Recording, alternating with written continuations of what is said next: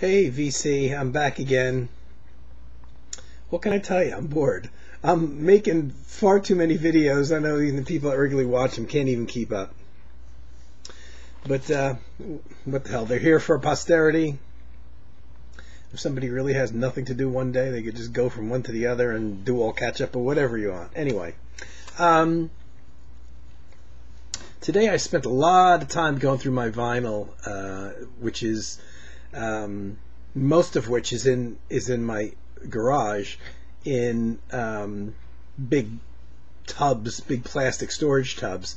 I kind of came to a sad realization that it's possible that when I moved 2 years ago, I may have left one of the boxes or tubs full of vinyl in my old house before it got sold and demolished. Because as I mentioned, there's some videos I want to do and I can't find the vinyl, and just about all my Don Cherry vinyl is missing, which is really upsetting.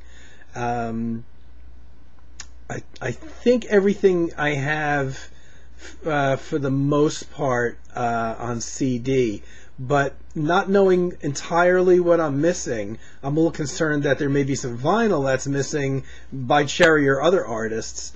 That are things that you can't get on CD, and I don't know what's missing.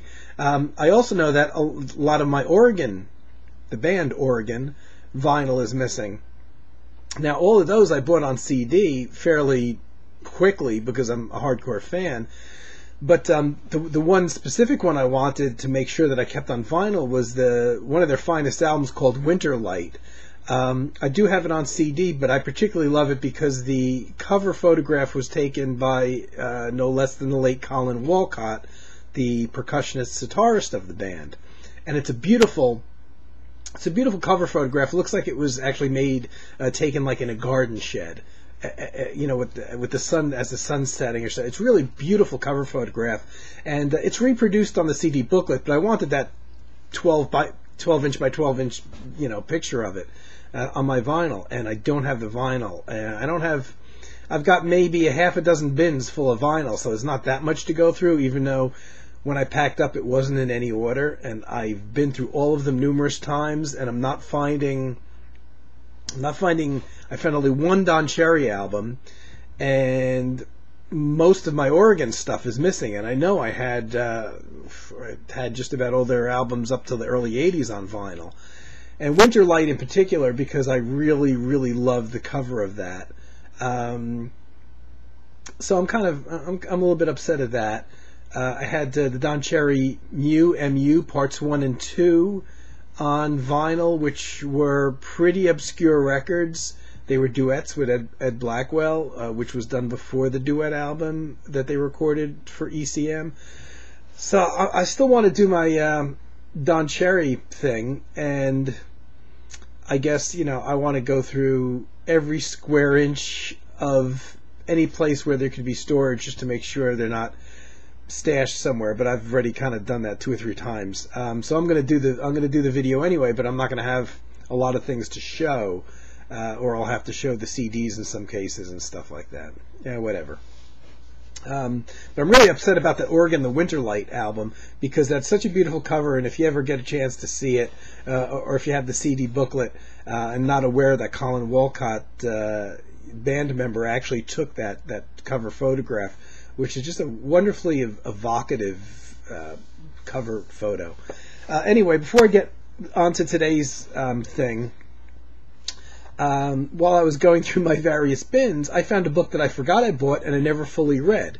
It's called Jazz Generations, and it's a little interesting that I happened to come across it today, because it is an autobiography written by Buddy Collette, and I had just mentioned Buddy Collette, who appeared with the Lighthouse All-Stars. He wasn't a full-fledged member, as it turns out. It looks like he did a lot of featured guest appearances and came in as a flute player. And they had this thing going on, if you remember that album I showed called Flute Oboe by the Lighthouse Jazz Ensemble. That was a unique combination at the time, and they were kind of featuring it in their music, and Buddy Collette was one of the guys that they brought in to play flute and to play in those things. So I think Buddy Collette's still alive. And I was just, I forgot to check before I started doing this video. This book was looks like it was originally written in 2000, and I must have bought it 5 or 6 years ago. This is the next thing I'm going to read, guys. And it just got, put in a stack of books that I hadn't read, and then I kind of lost it, and then I had to pack up and move. And I just came across it today. And there's brief mention of the Lighthouse All-Stars in here. But there's also, it's great coming from the horse's mouth, because, you're going to hear stories that no one else can tell you about a musician's background or what was going on in their life at the time. LA-based musician, played with Chico Hamilton, multiple horn player. He's done albums as a leader. I didn't realize he had done so much. He was in the backing band for various actors that did plays and things like that. The amount of work that this guy was doing simultaneously was incredible, while recording albums with groups and solo albums and stuff like that. He's a sax player, also plays clarinet and flute, and played tenor, alto, and soprano sax as well. I think he may have even toyed around with other instruments, but those are his primary ones. And hell of a ability to be able to play all those. The flute and is such a obviously different instrument than saxophones are. Clarinet. This guy just covered a lot of ground. Pretty much stayed in the West Coast for most of his career. But just leafing through the book very quickly, I wanted to see how much he had written on the Lighthouse days, and there's not much about that in here. But he had played with Chico Hamilton when Chico Hamilton had his quintet. I guess it was in the late 50s. That was very influential, because amongst other permeations of his band, he had a cello player in there, which is this is the late 50s, pretty much unheard of at the time. And Chico Hamilton was a hell of an innovator back then. But one thing I had forgotten, and I have some of the Chico Hamilton quintet, those late 50s sessions. And one thing he mentioned was, which I had forgotten, that the guitarist Jim Hall was one of the members of that quintet in its classic lineup. And at the time that Buddy Collette came across Jim Hall, he was playing, but he was also making a living in a bookstore, working in a bookstore. And that's pretty incredible, because everything I remember from Jim Hall from his entire career in the late 50s, he was already prolifically recording, and he recorded with Bill Evans, the piano player. So I was surprised that in the late 50s he was actually working in a bookstore at the time that he went into the with Buddy Collette, I guess, into Jim Hall's quintet band. So this is definitely the next book I'm going to read. Looks like I'm guessing it's still in print. It's called Jazz Generations, and that kind of makes it look like it's a book about a number of jazz artists or jazz history, and it's pretty much Buddy Collette's personal history and music and stuff, like a long career. And these things might even be interesting to people that may be just loosely jazz fans and not familiar with the artist. I remember my favorite book in the whole world is Straight Life by Art Pepper, the saxophone player, again from the West Coast. And Art died in the mid-'80s, I think it is, late 80s. I had bought the book, which he wrote with his wife, and I hadn't heard, I had maybe heard a couple tracks of Art Pepper on the radio, but I hadn't heard or purchased any of his albums at the time. But hey, it's a biography, it's on a jazz musician, I'm there. And in reality, it's an autobiography. So again, you get additional insights of what was going on in the person's mind. What I didn't know is I knew nothing about Art's story when I bought Straight Life. And the book is as much about his personal demons, his drug addiction problems, his run-ins with the law. He was involved with crime and everything else. And the way he wrote about it is not apologetically. He didn't try to say, oh, well, I did this because, or, try to explain his way out. He just basically was very upfront and honest, and, worked out eventually in the end, after much jail time and hanging out with the wrong elements and the addiction problems that, pretty much hounded him for his life. He got it together at the end there. And if you ever heard of Synanon, which was, I guess, on the West Coast, even heard about it here on the East Coast. I remember when it was still active going on. It was this basically like a drug treatment facility that people went to overcome their addictions, and they lived there. And over the years, it kind of morphed into this almost cultish place, and ended up getting closed down in the end. And Synanon is a story on its own, and I remember never forgetting hearing an interview, having never heard of it back in the late 70s when I believe it was still open, what was going on there. I heard this interview on the radio. Maybe somebody had written a book, or they were just reporting on it or something, and I never forgot it. And there have been books written that I think are pretty much out of print now about Synanon. Very interesting. But I was surprised when I bought Straight Life, the autobiography of Art Pepper, that he had stayed there. And he wrote about it as an insider, and kind of was there in the earlier days before it transitioned so much. But it seems like the die was already cast, that it was already going in that direction possibly, of becoming this kind of like cultish existence. Very interesting book. Straight Life, if you can get it. I bought it twice. I loved it so much. I read the first copy to shreds. Like I said, I knew nothing about Art Pepper's life, but being a jazz fanatic, it was interesting. And from then on, I bought a ton of Art Pepper albums. But loved it so much. The first book, it kind of ended happy. He got pretty much over his addictions, getting treatments for them, had married. I believe this was his third wife. His last wife was his third wife, and they stayed together. And he got it together. He started playing again and recording again and getting notoriety, and that's where the book left off. And sadly, he died a year or two after the book was published. And because I had worn out my first copy, I went out seeking a second copy. And by the time I got a second copy, there was a new edition where his wife, Laurie Pepper, had updated the last 2 years of Art's life and what happened at the end. And so the whole thing went, full circle, covers his entire life. And I've reread parts of that book probably 50 times. And it's not even the musical parts. As much of a music nut as I am, there's sometimes when his lifestyle was so just intense and intensely bad. And honestly, if I'm feeling down, I used to take a section of that book and read it. There's one particular section when Art wasn't even working anymore in music. He had gotten out of Synanon after extended staying there for his drug treatments and things like that.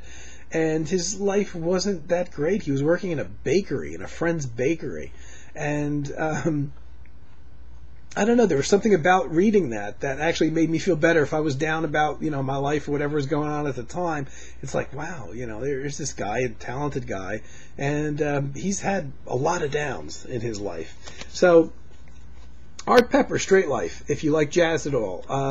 There's mention of numerous people that were in the jazz scene in the 50s and 60s, mostly West Coast people, but powerful book if you like reading it all and you like reading nonfiction. I would buy that book again if I didn't, my copy is never far from me. And again, Jazz Generations, Buddy Collette. I don't think Buddy had any particular problems like Art did. I think Buddy kept pretty much on the straight and narrow, had a nice long career in music, and I'm pretty sure this book is mostly about music. But all the same, I'm going to be reading it, and I'm glad I found it. I'm a little sad that I didn't find my Don Cherry and my Keith Jarrett vinyl and my Oregon vinyl, which I've discovered now is missing too. Okay, 14 minutes in, and that's not even what this video is about. I wasn't going to do this one, but because because I can't find the Keith Jarrett, I can't find the Don Cherry, and I'm not sure how to go about it. I'm going to do one on Brian Eno and how it led into my discovery of other artists. And Eno is at least in this world of music that I listen to, he's almost like a pop star, and he might actually be too popular for me to even do a video on. Maybe, I don't know, but all the same, he led me, into one of my top 4 favorite composers, which is Harold Budd, came through Eno. So I thought I might do a video on Eno. And how I got into him. I was reading in the late 70s. I was reading a lot of any magazine or newspaper or anything that had a record review section or was about music. There used to be a magazine called Record Review, which was fantastic. They reviewed everything, pop, jazz, classical, broken up into categories. And I can remember, it wasn't in that particular magazine. I forget where it was that I read. About somebody was writing about Brian Eno. I don't recall if it was an article about him or an article about a particular album of his that was out at the time, but insultingly kind of said, well, he made this album that's nothing but radar bleeps. I remember that very specifically being referred to as radar bleeps. And I'm like, why? And at the time where I hadn't gotten into the ECM artists yet. I was about maybe a year away from discovering them. But I was looking for something already beyond the progressive rock thing. I was looking for music that was probably a little more impressionistic, covered more ground. And I read this thing about this guy, Brian Eno, who had recorded an album of radar bleeps, but they failed to mention the name of the album. Now, this was long before the internet, guys, so trying to find out what album he was referring to was not all that easy. But I did go down and look at the Brian Eno section in the record shops, and I was able to figure out what album it was. And I'm probably only because, well, first of all, he only had about 4 solo albums out at the time. 4. And maybe it was because of the credits on the other 3 albums. I can't remember the first one. It's got Babies on Fire on it. And I know Taking Tiger Mountain was another one that was out at the time. Possibly Another Green World was out. But I was able to discern by looking at those covers that they were vocal, song-oriented albums. And then I came across this one called Discrete Music. First version that I have on vinyl. And from the liner notes, there's a brief biography on Eno here, but I could tell, I think this is the Radar Bleep album. What it was is a long 30-minute piece on side 1 and a kind of orchestral experiment on side 2. And what this diagram is, because sampler units, the electronics that musicians use to sample sounds and repeat them over and over again so they don't have to play them,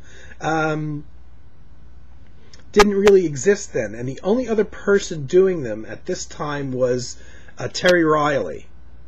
So Terry Riley was the first guy that I'm aware of that created this delay system that he used to use not only on recordings, but when he played live, he would feed his organ into it and play a phrase on the organ and have that phrase repeating and then solo over it and build multiple, essentially samples, phrases from there.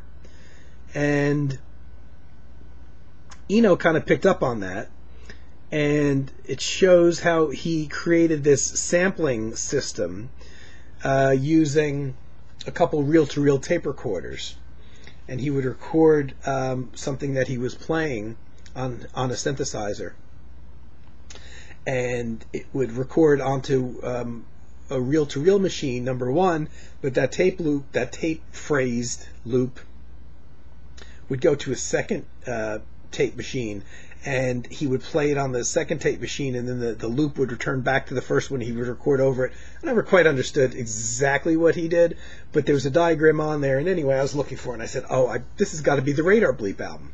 Well, it is the Radar Bleep album, and it has to be because he only had 4 albums out at the time.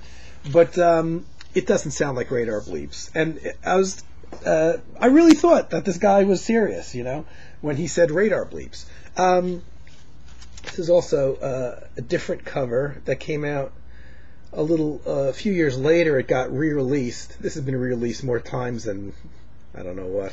And I probably just bought it because I love the album so much and I played the first copy so much. Basically reproducing most of the material. For some reason they left off his autobiography when they re-released it. But it doesn't sound like radar bleeps. It's actually two very independent, very softly played lines on a synthesizer. Kind of sounds a little bit like a flute, like a very soft flute sound. And because the two phrases are of two different lengths, they overlap. And they overlap very pretty. And they overlap in different ways, so they're never playing the same thing at the same time, kind of. The two phrases are repeating, but they're overlapping in different ways because one phrase is longer than the other. So the two phrases are going independently of each other and overlapping, and they're two compatible phrases, so there's no notes that sound that clash when they do this. Beautiful piece. And you know what? I don't know why he changed the concept of discrete music and started calling it ambient music. Ambient music's a great term, but discrete music is ambient music. And in fact, I think to this day, this is the best ambient album he ever made. If you define ambient music, as he did, as being as listenable as it is ignorable, and it can fade into the background, but it doesn't have to. I think this is actually the most successful album he ever did in that genre, and probably my favorite Eno album. Which is why I bought it twice here, and I've got it on compact disc too. Really pretty, goes on for 30 minutes. There's an orchestral thing on the second side where they experiment with Pachelbel's canon, chopping that up and playing that in different ways with an ensemble of classically trained musicians. Eno's not actually one of them. He doesn't play on it. But everybody pretty much, and it's interesting. It's interesting and quite listenable. But the discrete music thing to me is absolutely stunningly beautiful, and it's weird because I don't even think that was his intention. He just found two mutually compatible individual lines of, and I'm pretty sure it's a monophonic synthesizer, so there's no actual chords on this. And he just let them overlap, and he changes the equalization a little bit. And by changing the equalization as the piece goes on, he highlights different areas of the he's messing around with the equalization, so that highlights different notes in different pitches and stuff like that. So it sounds like there's a mixing change going on while it plays, and you'll see also there's a couple high pitched notes that'll be maybe highlighted that'll come across a little bit louder than the other ones. So it sounds like there's a lot more going on than there really is. And it's beautiful. Had he made this in the compact disc age, the piece probably would have gone on way beyond 30 minutes, but not too many people could push 30 minutes onto a vinyl side at the time. Klaus Schulze did it, I know.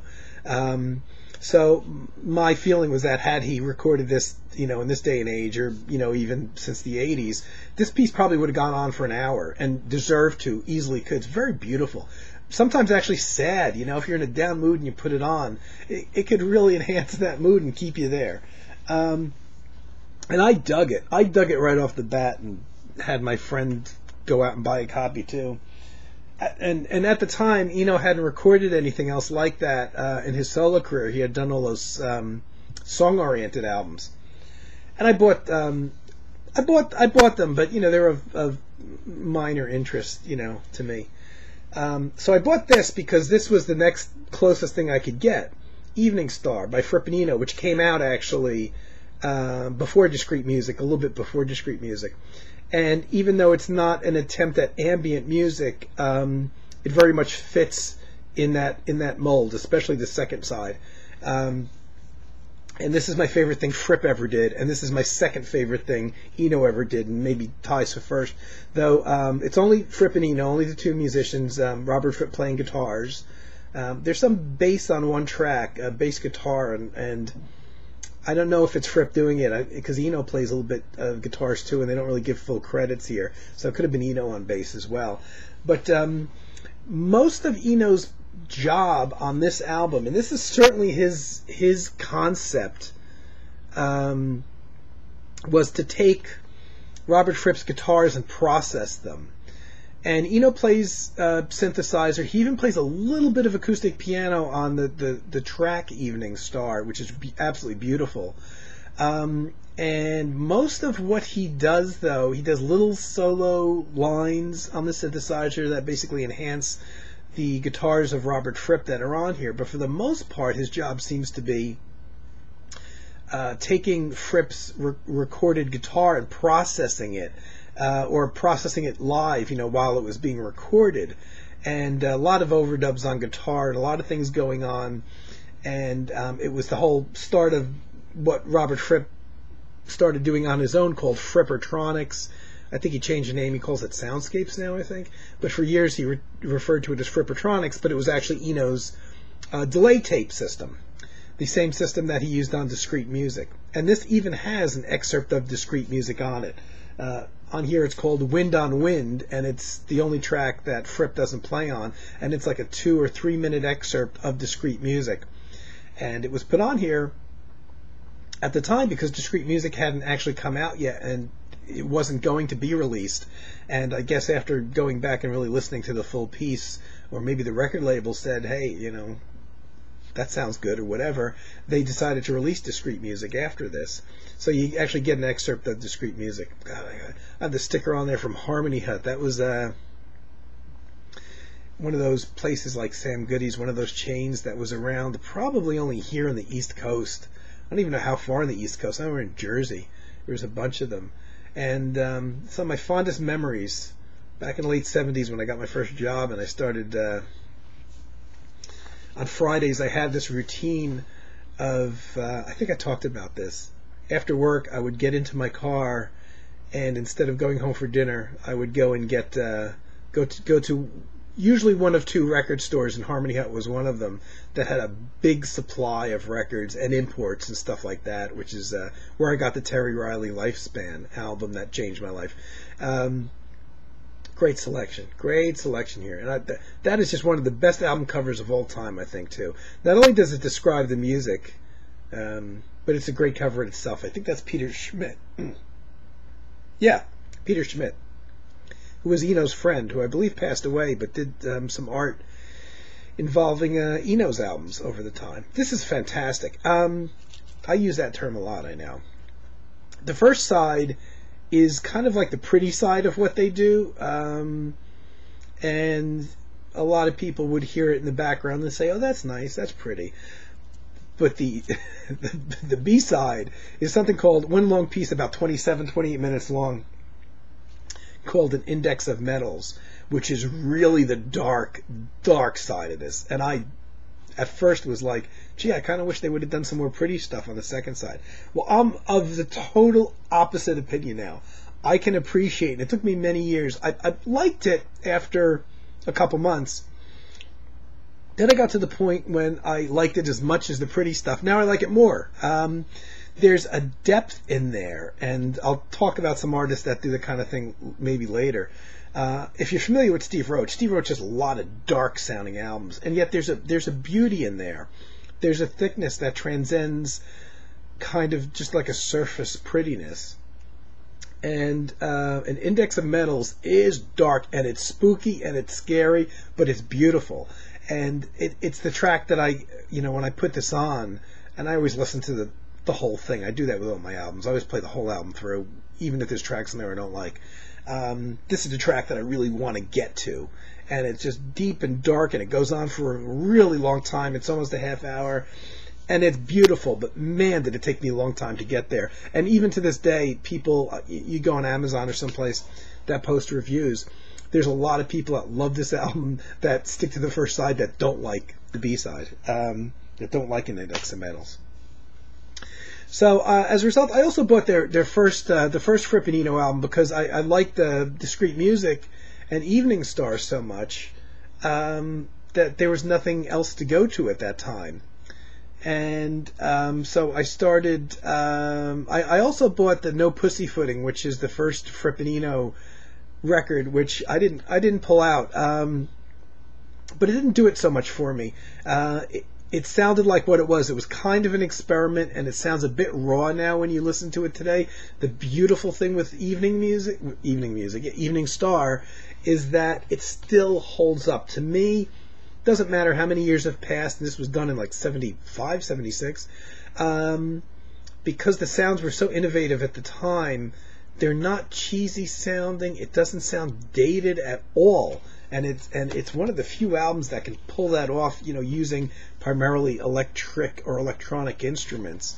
No Pussyfooting didn't do that. It sounds like what it is to me. It sounds like an experiment. They were reaching for it. There's only 2 long tracks on that one, and one of them doesn't work at all for me. And the other one was kind of there, but like a weaker, not quite there version of the stuff that ended up on Evening Star. And yet, I've read people prefer that. To me, I don't know. It didn't really work for me. I even bought the CD edition of No Pussyfooting. And it still didn't really float my boat. But because I didn't have enough, and again, there's not that many Eno albums out. Most of them are song-oriented. But then I went and I found Cluster and Eno. This is a great album cover because it basically describes the music. You've got a field there, kind of, I guess, like an early evening sky or late afternoon sky, with a microphone pointed into the sky as if to say the music on this recording is kind of like what you would get if you stuck that microphone out and just recorded the night sky, the sound of the night sky. Beautiful album. I think this is I've bought a lot as a result of this album. I had never heard of Cluster. And again, this is the late 70s. And it's another one I got at Harmony Hut. Big surprise.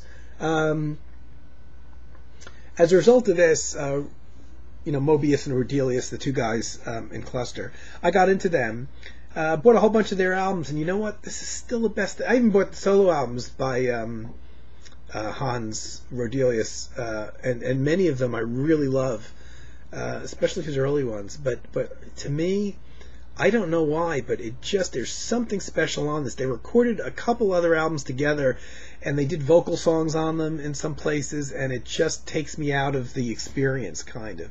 And even the instrumental tracks in those other albums weren't up to the snuff of this, I think. And this is like all of 36 minutes long. It's incredibly short.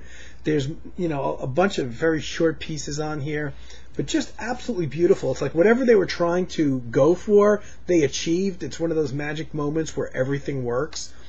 And the albums that they did do together after that, I don't think quite got there. They didn't, or maybe they weren't interested quite in achieving that same vibe that they got on that album. But man, that's a sweet album. That's a sweet album. So finally, I'm digging around over months and months, whatever, buying these, associated things and getting introduced to some new artists, Fripp and Cluster. And one night, finally, on the radio, listening to a college radio station late at night, I would have looked anyway, but I heard, there's a new Eno album out, Ambient 1. That's the first time he coined the term ambient, where he was previously using Discrete music as the title of what he was doing. But this really isn't the first ambient album, even from Eno. But it's a really nice album. Really nice. He has four pieces, 2 of them primarily electronic, which are the ones I tend to like a little bit more. And the first one is very beautiful, very long. It's about 16 and a half minutes, thing based around acoustic piano. And it's actually kind of sad. It's a sad, lilting, reflective piece.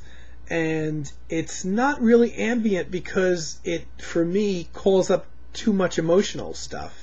It goes on for 16 and a half minutes, and I guess it could fade into the background if you let it, but it's a fairly emotional piece. The other pieces aren't quite as gut-wrenching or like intentionally pretty kind of thing.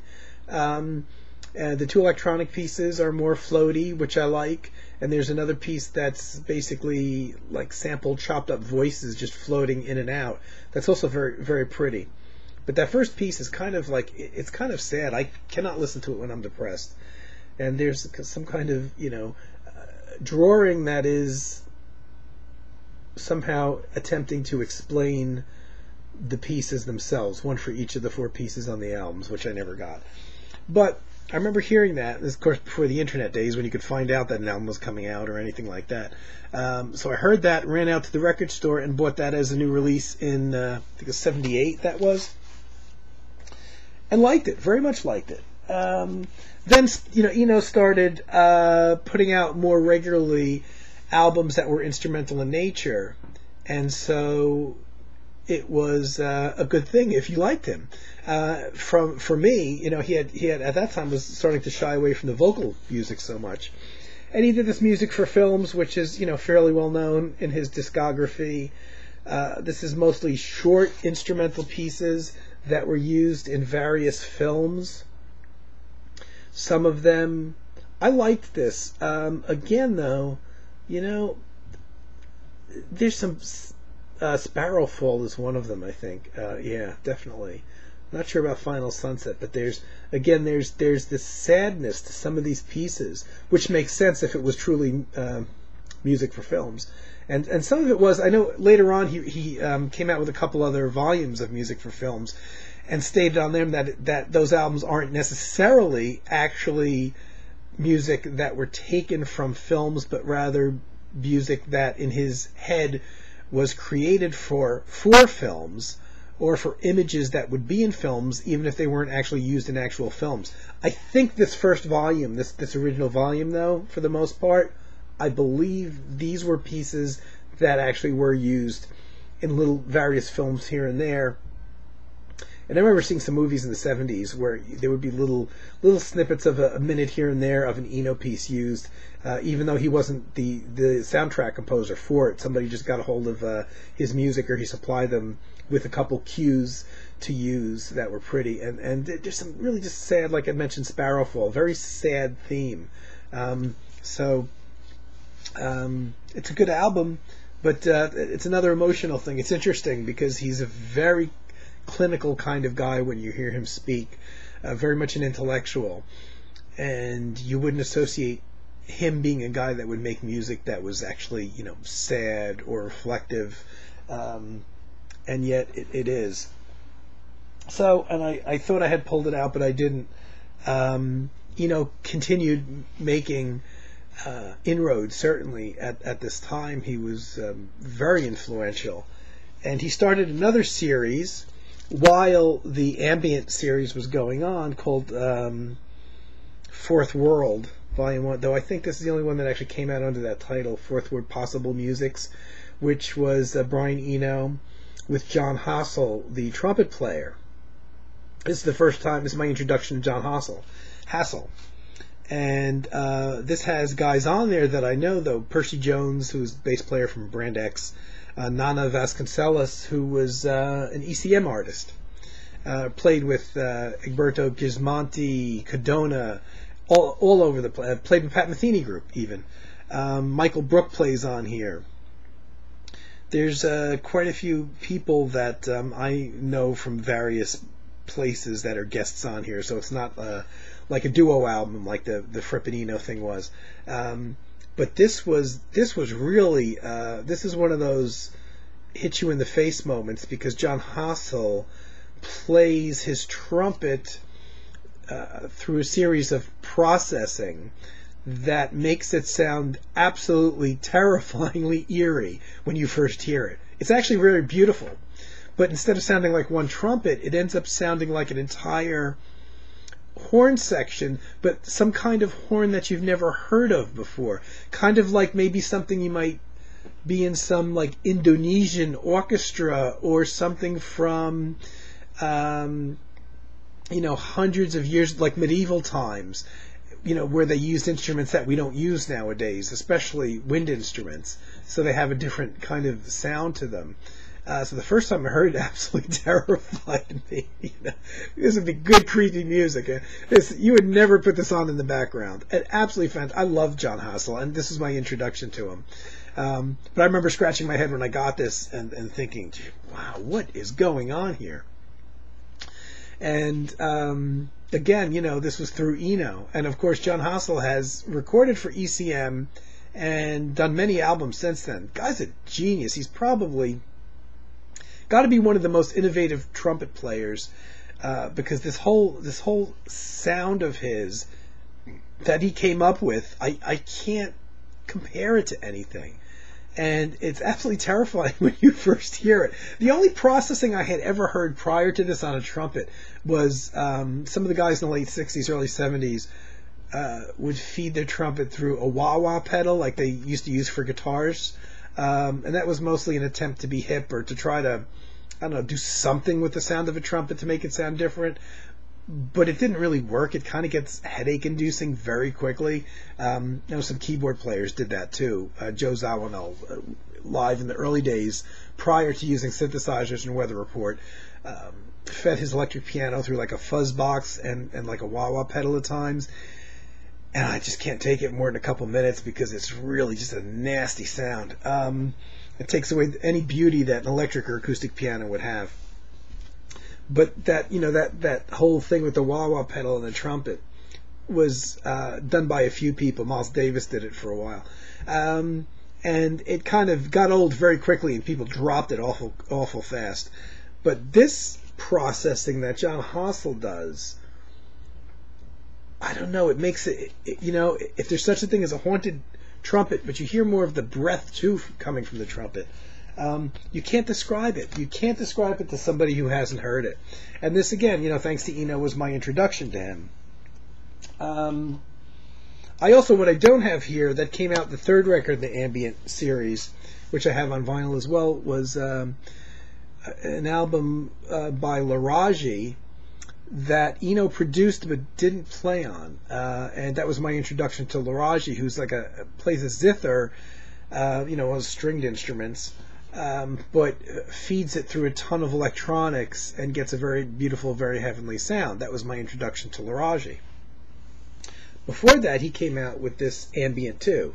Now, by the time this came out, I was, fully fledged on board. I'm not going to wait to hear it or read a review or something like that.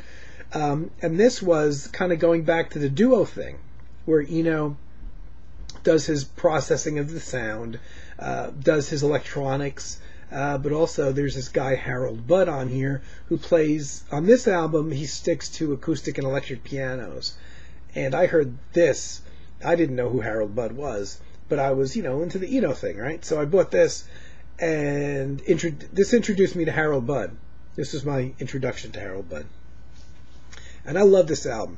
Mostly shorter pieces. Again, not really the ambient thing like Discrete music was. Really, the floaty long things that just go on forever. These are all short pieces, and they're beautiful, beautifully done. And it turned me on to Harold Budd, certainly. And at this point, I had everything that Eno did in terms of this type of music. I think at that point, I probably even had bought his vocal albums, with song-oriented albums. But I was following him and his career at this point, and because he wasn't steering me wrong, introducing me to Laraji and John Hassell and Harold Budd. And Harold Budd became very important. Harold Budd is one of my top 4 composers, and I actually like him more than I like Eno. And it's like this was my introduction to him. And because I bought that as a new release, I was keeping up with Eno's releases, and I pretty much had everything. And so, and as a result of getting into that, when this came out, I was already on board, because I'm not sure. I'm not sure if this may have come out before Ambient 2. Or it came out when out of print, and when Ambient 2, the album with Harold Budd, came out, they re-released this, but I wasn't aware of this until after I got Ambient 2. I remember buying this. When I had a friend who had moved to Maryland, and I was a record nut, and he was a bit of a record nut. And one of the first things I did when I visited him at his new place in Maryland was, are there any record shops around here? Like I couldn't get enough of that at home. And heaven forbid, if this had been defective, I wouldn't have been able to return it because I had to drive from New Jersey to Maryland to do it. But I couldn't resist. And I know I saw this at home. I was probably able to, I could have picked this up in New Jersey. But I remember picking this up in Maryland, not playing it on his stereo, and the entire time I'm driving home from Maryland to Jersey, I'm looking at the album sitting in the passenger seat of my car, wondering what it sounds like. It was my introduction to Harold Budd. Beautiful. Almost, this is pretty, and my introduction to Bud, and I love this album. I easily, as early as this is in his career, this is only his second album, really. His concept and his ideas were so fully formed, and this is an absolute beautiful album. You could play this for just about anybody. They might be bored to death at worst, but it's not an avant-garde album. It's not dark at all. In fact, it's pretty much all acoustic instrumentation. Harold Budd plays electric piano on one track, and one track only. And the rest of it is all acoustic instrumentation done by various musicians. Marion Brown plays saxophone on here. It's the first place I ever heard Marion Brown, who was Harold Budd's favorite saxophone player. There's a Celestia, glockenspiel on here. A whole bunch of marimbas done beautifully, and the only place outside of Steve Reich's music where I really heard marimbas being used in this kind of context. I mean, you'll hear marimbas in commercial ethnic music, maybe poppy stuff, but Steve Reich really brought those layers of marimbas into a new thing, and Harold Budd did something even different here. With the marimbas, absolutely hauntingly beautiful, almost electronic in nature in terms of the effect that multiple marimbas have when they're being played, because they're a wooden instrument with wooden keys. So when you hit the keys, the percussive note dies away right away. It's immediate. So there's little techniques you can have with basically almost like doing a drum roll on the keys to make them sustain. And that's what's done on here with multiple marimba players. So you get this long, beautiful, wooden, sustained tone that's just absolutely beautiful. These are some of easily his best pieces. There's a couple pieces here just for harp and a vocalist, like almost an operatic vocalist. That's maybe the hardest thing to get into. But there's a lot of acoustic piano-oriented music in here, ensemble music. That thing with Marion Brown playing saxophone over, to this day, is one of the most beautiful things I've ever heard anywhere, sound-wise, not just music-wise. And this got me hook, line, and sinker. This guy was clearly, from listening to this guy is clearly a genius, and it's very accessible actually too. And that was my introduction to Harold, and Harold became for me the guy to look, to even more so than Eno, became the guy to look for his new records. I kept on, following Eno, and things like this came out a little bit later. Apollo soundtrack, Atmospheres and Soundtracks, and this is another nice album. By the time this came out, Eno had dropped the idea of numbering, of calling these ambient music and numbering them, and there's a bunch of small short pieces in here, and they're very much like the Bud and Eno album, actually, like Ambient 2, with shorter pieces that are pretty, but he didn't call it ambient music anymore, and it's really not necessarily, it's quiet stuff, but it's not really background music. Quite good. I like it. And this is my introduction to his brother, Roger Eno, who I'd never heard of before, didn't even know he had a brother. Subsequently, just to continue the thread here, it made me go buy some of Roger Eno's own albums. And Roger Eno's got an interesting bent that's a little bit different than his brother. He's very acoustically, classically oriented, so he likes small ensembles with like a string player and a horn player and stuff like that. and it's beautiful music too. Actually, fairly close to that Harold Budd, the Pavilion of Dreams, is the first album I had by him. His brother's an incredibly talented musician. And again, continuing on, Eno and Bud did get together one more time, make another album called The Pearl, with a little bit. I don't hear Daniel Lanois, who's plays a lot of guitars and steel guitar and things like that. I don't hear a lot of him playing on this album, but he got a credit.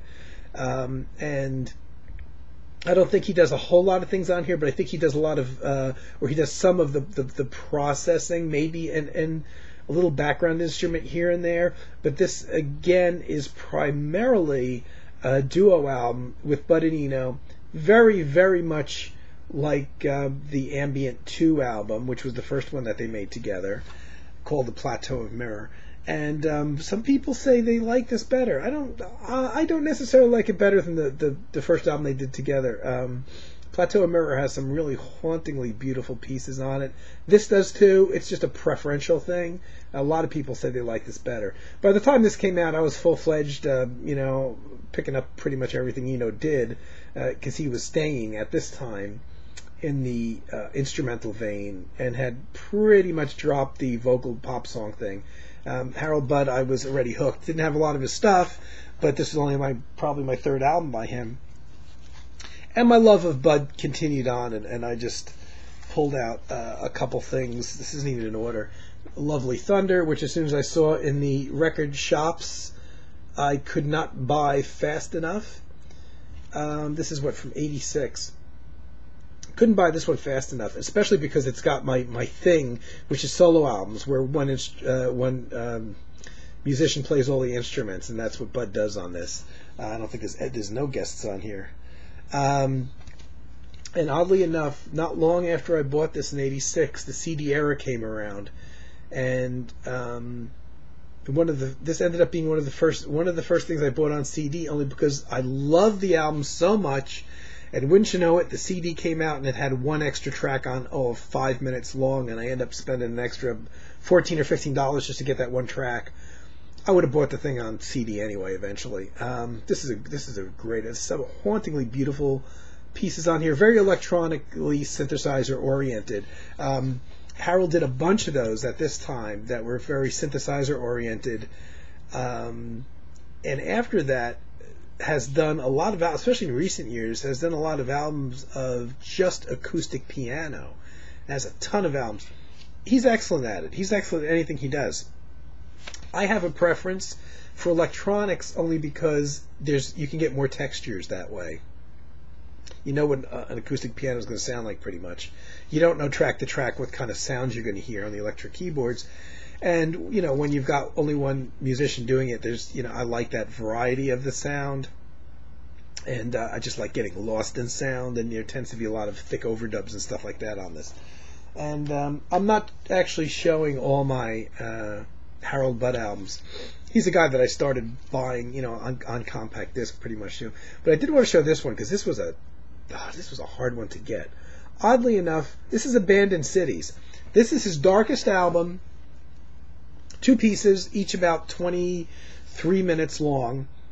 One's 23, the other was 20. And this is weird. I bought this in the import section. They stuck this in the import section, stuck an import price tag on it. And this wasn't on the Eno associated label at that time. It was a solo album. And it's on Cantil Records, which I think was a small record label that Harold Budd started himself, if I'm not mistaken, to get his music released. And totally, it's a solo album with a Eugene Bowen on guitar. You don't hear the guitar. The guitar is very much mixed down. And it took me years of listening to hear where the guitar was, and it finally dawned on me that what I thought was a sound coming from a synthesizer was actually the guitar. There's only, like I said, there's only 2 pieces to this. This is probably to this day the darkest thing he's ever done, with a title like Abandoned Cities, and which is actually the title of one of the tracks. The other track is called Dark Star. You could imagine there could be dark music associated with it. and a lot of people don't necessarily like this that even like his stuff. I think it's my favorite album of his, and it's kind of silly that it would be, because it sounds like at least one of the pieces on here, the Dark Star pieces, if not both of them, are basically tape loops. And what that is, and I read that this was basically music that was playing during an art gallery show. So it was the kind of thing that people would walk through while looking at certain paintings. And this would be music playing that kind of was, I guess, meant to enhance the mood of that. Now, usually when they do that kind of music, they'll do, 3 or 4 or 5 minutes of music and put it on a loop so it's constantly going, but it's the same 3 or 4 or 5 minutes repeated over and over again. And that's what this is. That's what this certainly sounds like. Certainly the Dark Star piece is that. And yet, I can't tell you why I love it and I wouldn't want it any other way unless it were even longer. The fact that it doesn't change over the course of the entire 20-minute piece in the case of Dark Star, or even both pieces, is part of what makes it what it is. And that is, as soon as it fades in, it's in this place and it stays at that place. And you want it to stay at that place. I mean, you either don't like it and you take it off, or you live in it and you sit in it and it's not meant to progress to another point.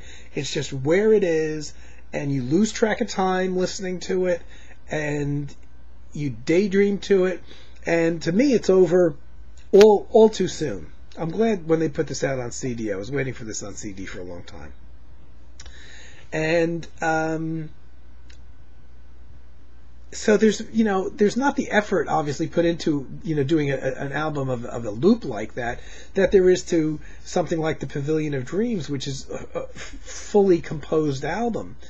And yet there's something about this that I have to put it probably at number one, or battling number one with the Pavilion of Dreams, which is a completely different composed thing. I listen to this every night, and I have for years. This is part of my playlist when I go to sleep at night, at a very low volume, but it's there. And I have played this. Is the one album that I've played every night for years, many years. It's somewhere in that playlist every night. And there's a lot of people that don't like it that even love Harold Buds, and I have this thing for albums by artists that people love, and I seem to gravitate a lot toward the albums that no one else likes.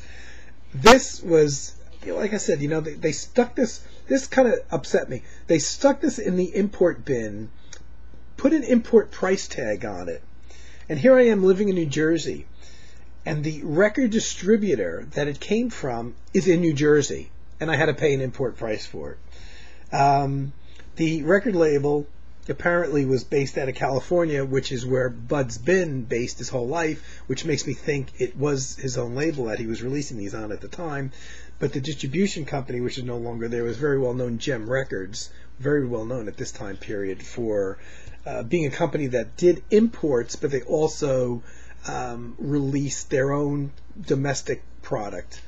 And man, oh man, you see it says right there, how could they do that? They stick import, and here it is. I'm in New Jersey. Gem Records record distribution companies in New Jersey. The record came from friggin' California, and they're charging me an import price. It's a damn good thing that it's a good record too. That I didn't mind paying the extra for. I actually had some other Eno things, but hopefully I was able to demonstrate my thread of how one artist leads into the other, which is something I've done before, and as long as my memory is there and I can actually remember, I got into this guy from this guy type of thing. I like doing that, and it's something I want to do with like Don Cherry, but I whatever. I got to find those vinyls, or just go ahead and do it. But man, I'm doing marathons here. This is going to be another almost hour, guys. I'm sorry. Anyway. Appreciate you all watching, and whatever, I hope you're having a great weekend. Whenever you watch this, I hope it brings something to your day, or makes you tired enough to go to sleep at night, or whatever. I'll be back all too soon, I promise you, and hope everybody is well out there. Take care.